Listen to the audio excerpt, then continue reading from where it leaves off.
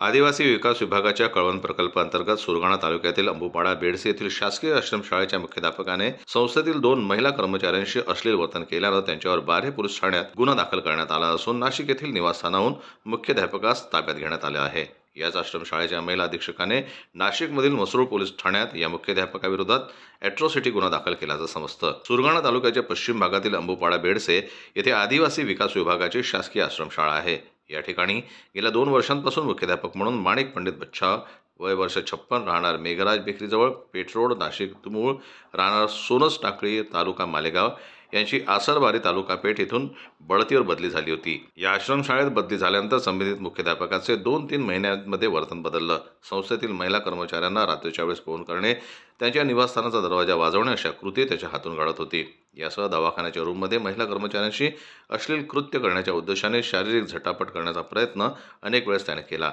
याबाबत महिला कर्मचाऱ्यांसह इतर शिक्षकांनी मुख्याध्यापक माणिक पंडित बच्छाव यांना समजावून सांगण्याचा प्रयत्न केला होता। मात्र मुख्याध्यापक या पदाचा वापर करत असल्याने कामावरून काढून टाकेल, इतर कामात बेजबाबदारपणा केल्याचं कागदोपत्री दाखवेल अशी धमकी देऊन हा प्रकार वारंवार करण्याचा प्रयत्न त्याने केला। या प्रकारास कंटाळून संबंधित 2 महिला कर्मचाऱ्यांनी बुधवारी म्हणजेच दिनांक 5 मार्च रोजी सकाळी बार्हे पोलीस ठाण्यात स्वतः येऊन मुख्याध्यापकाच्या विरोधात फर्याद दिली। त्यामुळे मुख्याध्यापक बच्छाव यांच्या विरोधात अॅट्रॉसिटीचा गुन्हा दाखल करण्यात आला आहे। याबाबत बार्हे पोलीस ठाण्याचे सहाय्यक पोलीस निरीक्षक सोपान राखोंडे यांच्या मार्गदर्शनाखाली तपास सुरू आहे। रात्रीच्या वेळी मद्यपान करून वसतिगृहातील मुलींना त्रास देणे अथवा रोजंदारी महिलांशी बेशिस्त वागून मुख्याध्यापक करत आहे। या प्रकाराबाबत एका महिला कर्मचाऱ्याने प्रकल्प कार्यालयात तक्रार अर्ज दाखल केला होता। मात्र 7 दिवस याबाबत काहीही कार्यवाही झाली नव्हती। संबंधित महिला कर्मचाऱ्यानं सोमवारी पुन्हा कळवण प्रकल्प कार्यालयात जात अधिकाऱ्यांची भेट घेत व्यथा सांगितली। याचबरोबर अनेक विद्यार्थिनींनी आपल्या पालकांना मुख्याध्यापकाच्या वर्तनाबद्दल कल्पना दिली होती। त्यामुळे प्रकल्प अधिकारी अकुनुरी नरेश यांनी समिती गठन करून चौकशीसाठी अंबुपाडा बेडसे येथे मंगळवारी टीम पाठवली। समितीने दिवसभर संबंधित महिला, इतर व शिक्षक व विद्यार्थ्यांशी चर्चा करून अहवाल तयार केला। हा अहवाल प्रकल्प अधिकारी यांच्याकडे बुधवारी सादर करण्यात आला। या अहवालानुसार योग्य ती प्रशासकीय कार्यवाही मुख्याध्यापक बच्छाव यांच्यावर करण्यात येणार आहे। या समितीत वरिष्ठ निरीक्षक मंगला देवरे, माध्यमिक शिक्षिका अनिता मराठे, गृहपाल मनीषा कांबळे, कनिष्ठ लिपिक धनंजय खेरनार यांचा समावेश होता।